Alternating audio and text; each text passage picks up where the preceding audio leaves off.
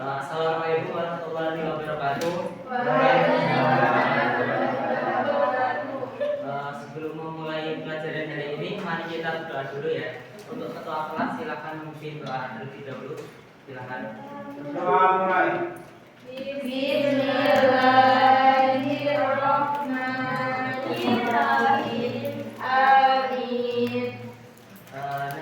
Hari ini kita akan mempelajari materi mengenai vektor. Ada yang tahu apa itu vektor? Belum ya? Belum.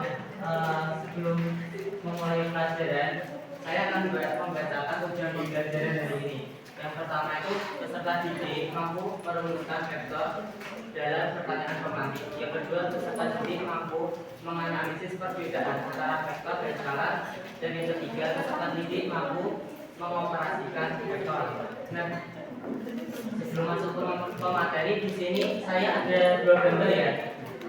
Gambar pertama sama gambar kedua. Nah, di sini gambar pertama ini beras sedang ditimbang menggunakan timbangan. Nah, gambar kedua seorang siswa sedang mendorong meja ke kanan sejauh 1 meter. Nah, kira-kira di antara dua gambar ini perbedaannya apa? Gambar pertama, ya. Gambar pertama, yang arah yang mana? Yang mendorong meja ada arahnya tiga. Ya, jadi gambar kedua di sini ada arahnya kemana ini? Di sini hanya ada apa aja? Angka. Ada angkanya. Oke ya. Benar jawabannya. Saya lebih jelaskan lagi. Gambar pertama ini,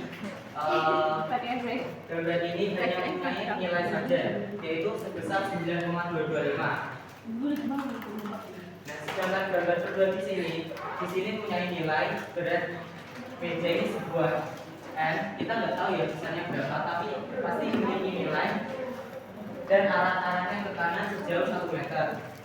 Nah, di sini kita bisa simpulkan bahwa vektor itu besaran itu adalah sesuatu yang memiliki nilai atau yang dapat dihasilkan dari besaran yang memiliki nilai dan arah. Nilainya ini sebuah n dan arahnya 1 meter. Sedangkan ini termasuk salah satu contoh besaran skalar. Besaran skalar itu apa? Besaran yang memiliki nilainya saja. Nah, apakah itu aja perbedaannya? Tentu tidak. Nah, ini perbedaan vektor dan skalar. Yang pertama definisinya. Definisi itu skalar hanya memiliki nilai atau angka saja. Nah, sedangkan vektor ini memiliki nilai dan arah. Contohnya apa yang skalar? Massa, waktu, suhu, jarak, laju. Sedangkan vektor itu gaya, kecepatan, perpindahan. Nah, sebelum itu ada yang tahu perbedaan jarak dan perpindahan? Silakan Mas Bimo. Kalau jarak itu hanya lintasan yang dilewati itu seberapa. Kalau vektor itu dihitung perpindahannya dari dan arahnya. Ya, benar sekali. Nah, selanjutnya itu simbol. Simbolnya ini biasanya hurufnya biasa ya. S, T. Nah, kalau yang vektor ini beda. Hurufnya beda. Misal ini B tapi tebal atau B tapi ada tanda panahnya di atas. Nanti dijelaskan di slide berikutnya. Nah, contohnya ini ruangannya memiliki misal 25 derajat Celcius. Nah, kalau contoh vektor itu mobil bergerak 60 km per jam ke arah timur. Di sini paham ya perbedaan antara vektor dan skalar?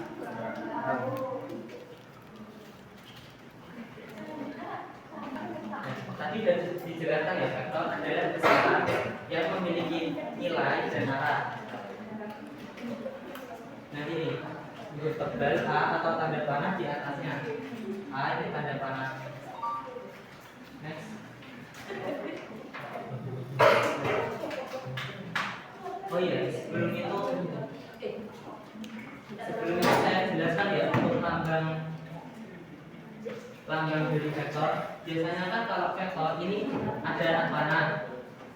Nah, ini biasanya ada titik A sama B. Nah, itu biasanya kalau vektor kita bisa tuliskan dengan misal ini mutlak AB bisa tulis gini atau tulis A tanda panah ini, atau bisa juga atebar ya, di sini atebar seperti itu.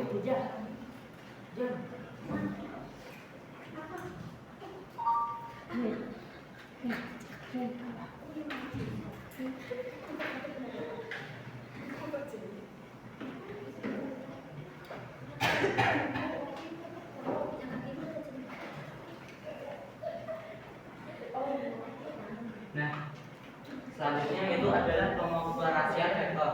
Nah, operasi vektor ini ada penjumlahan vektor, ada pengurangan vektor dan perkalian vektor. Namun pada pertemuan ini saya akan jelaskan mengenai penjumlahan vektor dan pengurangan vektor. Nah, penjumlahan vektor dan pengurangan vektor ini ada dua metode ya. Yang pertama itu metode jajar ganda, sama metode yang kedua yaitu metode segitiga. Nah, ini yang metode segitiga diawali oleh 0 menuju ke kanan vektor A, lalu selanjutnya dari titik panah ini dilanjutkan ke vektor B.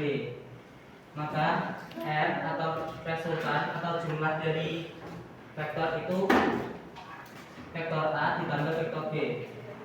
Atau semisal kalau misalkan teman-teman mau menggunakan metode jajar ganda bisa juga. Misal yang pertama ini yang A ya, vektor A. Nah, bedanya antara metode jajar ganda sama segitiga, kalau yang segitiga ini diawali dari anak panah, tapi yang ini beda. Yang ini dari titik awalnya tadi, sudut B. Lalu selanjutnya masing-masing dari tiap vektor ini membuat garis bantu. Ini misal B aksen, misal ini saya tulis B aksen, dan ini A aksen. Nah, setelah membentuk jajar ganda, kita buat garis tengah dari titik awal ke titik akhir ini. Hasilnya tetap resultan sama dengan vektor A ditambah vektor B. Jadi sebenarnya ini sama aja, tinggal teman-teman pilih mana antara metode jajar ganda atau segitiga. Nah, ini kan dua dimensi ya, X sama Z. Bagaimana kalau 3 dimensi, Pak? Nah, kalau 3 dimensi kayak gini.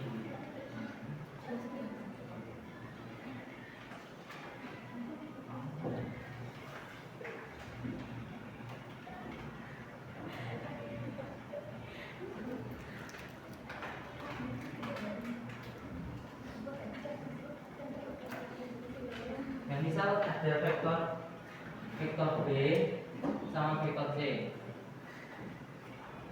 Hasilnya ini resultan sama dengan B tambah C. Nah, kalau misalkan ditambah dengan dimensi 3, kita tinggal menambahkan di sini misal B ya, vektor B. Nah, terus garis bantunya mana, Pak? Yang ini. Yang ini tadi dari sini ya, kan hasilnya ini. Nah, kita datangkan dari sini.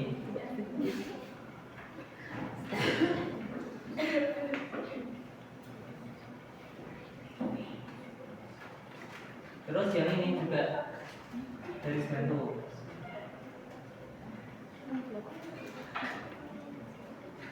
Nah, setelah bentuk kayak gini, kita garis awal dari yang tengah sini ke hasil akhir ini. Nah, resultan 3 dimensi ini kan sama dengan A. Vektor A ditambah vektor B ditambah vektor C. Seperti itu.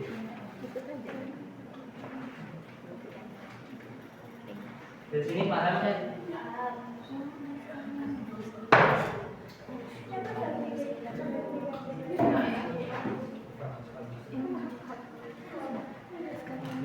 Kalau misal pengurangan ini, kalau misal ke kanan kita itu positif, kalau ke kiri negatif ya. Jadi kalau misalkan ini dari gambar ini ke kanan ini positif, terus ke kiri kanan ke kiri hasilnya negatif. Jadi A dikurangi karena ini negatif, jadi dikurangi B seperti itu. Nah, contoh untuk yang penjumlahan dan pengurangan tadi, misal ya, diketahui dua buah vektor harian bekerja pada suatu titik pusat koordinat ruang. Nah, vektor harian pertama adalah F1 sama dengan 3I 3 vektor I ditambah 4 vektor J ditambah 2 vektor K Newton, dan vektor yang kedua adalah 2I dikurangi 1 vektor J ditambah 5 vektor K Newton. Tentukan resultan F1 ditambah 2. Kita ingat lagi ya, ini tanda I vektor IJK ini adalah bentuk dari dimensi. Kalau misalkan hanya ada I sama J, berarti cuma 2 dimensi. Tapi kalau misalkan ada 3, berarti 3 dimensi. Nah, yang pertama diketahui F1 sama dengan 3I 4J dikurangi 2K. Yang F2 sama dengan 2I dikurangi 1J ditambah 5K. Nah, yang ditanyakan R-nya berapa, resultannya berapa? Nah, jawabannya kita kelompokkan bagian-bagian yang sekutu. Misal I sama I, J sama J, K sama K. Dan di sini K 3 sama 2-nya ini kan sama, maka ini digabungkan 3 tambah 2. Nah, yang ini 4 sama min 1 digabungkan 4 ditambah min 1. Nah, yang 2K ditambah 5K dijadikan 1. Hasilnya R-nya sama dengan 5I ditambah 3J ditambah 3K Newton. Di sini paham? Paham. Selanjutnya, nah, bagaimana pengoperasian dengan menggunakan kosinus?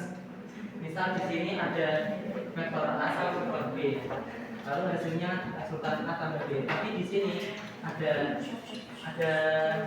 tetanya. Bagaimana caranya? Caranya yaitu resultan A sama B sama dengan akar dari A kuadrat ditambah B kuadrat ditambah 2A cos beta. Nah, kalau selisih gimana? 3 dikurangi, berarti akar A2 ditambah B kuadrat dikurangi 2A kali B kali cos beta. Nah, contohnya seperti apa? Contohnya, dua buah gaya memiliki besar 10 Newton dan 15 Newton. Lalu untuk sudut 60 derajat, berapa besar resultan pada kedua gaya tersebut? Ya, pertama kita tanya dulu, diketahui dulu apa nih? S.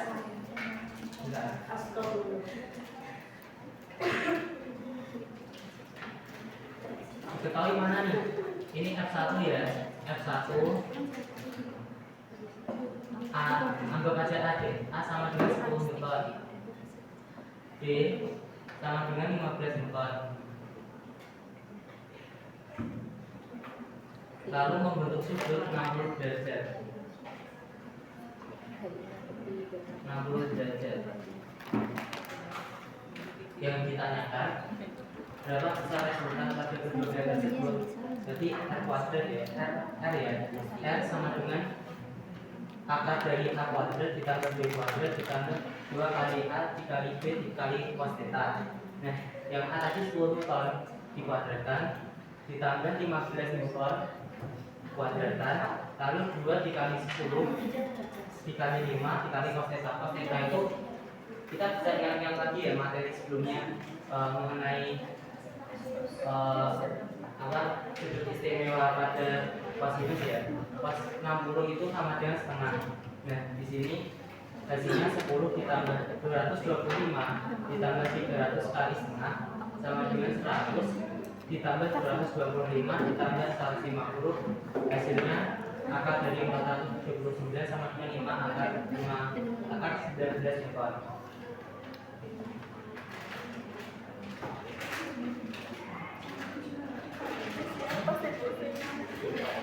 Nah, di sini Bapak ada pertanyaan nih.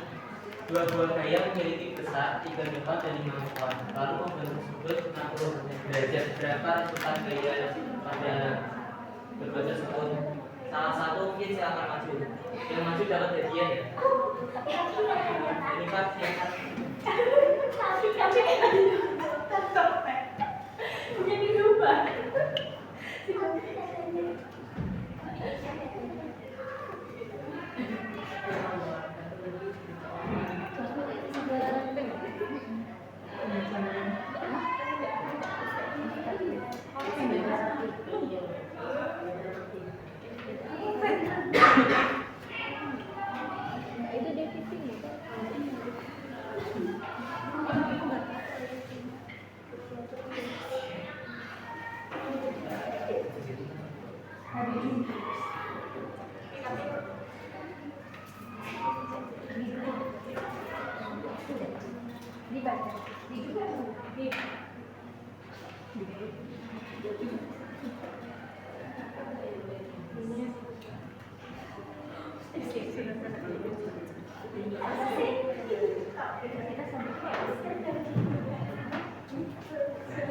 Ini hasil dari rumah kita ya, karena teman kita Pemda nanti belum ini ya.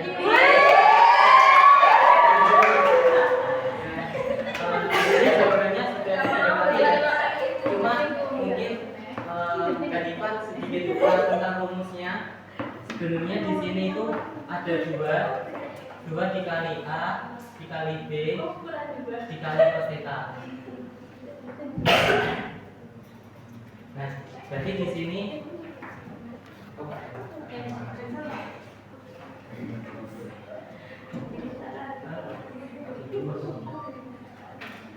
diganti 30 ya.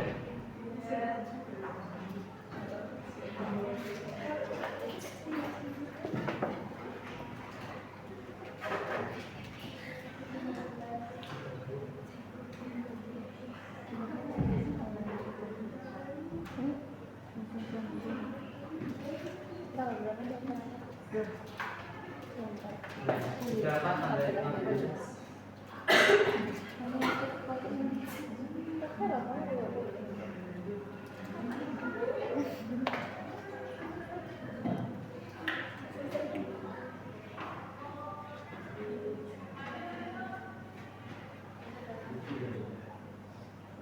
Hasilnya 7 ya.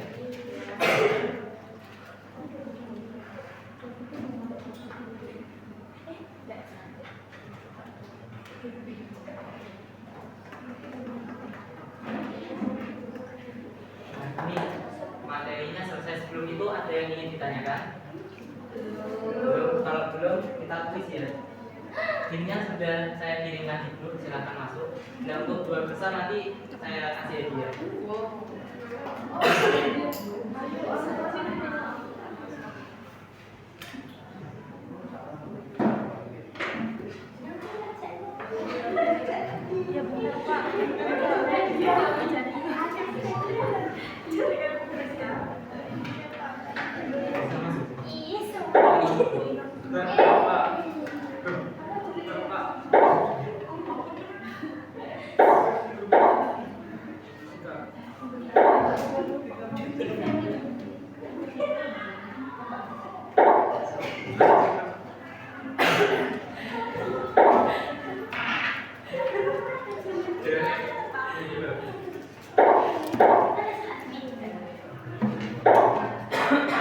Sudah, Pak. Yang belum?